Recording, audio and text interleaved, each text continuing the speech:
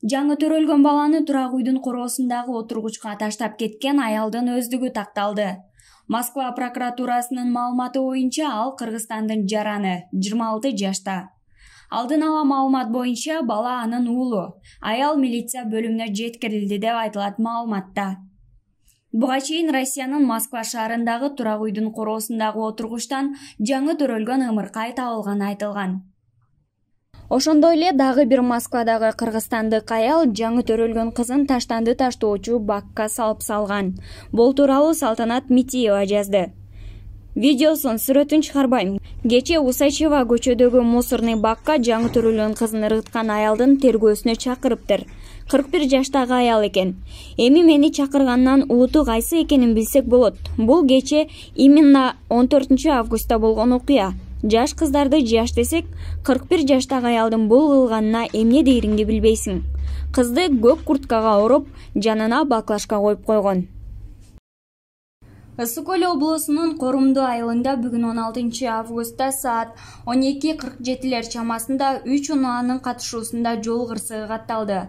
Бул тууралуу Өзгөчө кырдаалдар министрлигинен билдиришти.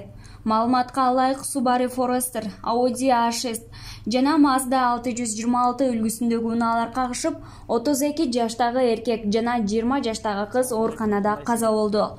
Ошондой эле 8 адам ар кандай жаракат алган. Жабыркаган жарандар Чолпон Ата шаардык ооруканасына жеткирилген. Үчүнчү авария балыкчыдан бери эле. Ошо 2 киши уже каза болуптур. Жолдон сагыраак болгула. Бишкек шаарында коронавируска каршы вакцина алгандарга бут кийим дүкөнүнөн арзандатуу каралат. Бул туурасында муниципалитеттин маалымат кызматы билдирди. Мындай жараян жарандарга эмдөөдөн өтүүгө дем берүү үчүн жасалып жатканы айтылды. Кала мэринин милдетин аткаруучу Айбек Жунушалиев вакцинациялоо маселеси боюнча кеңешме өткөргөн.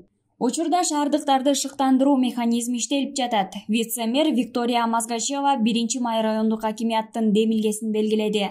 Анда бут кийим саткан ири дүкөн менен биргеликте акция жүргүзүп, эмделгендерге арзан баа менен берилет деп айтылат маалыматта.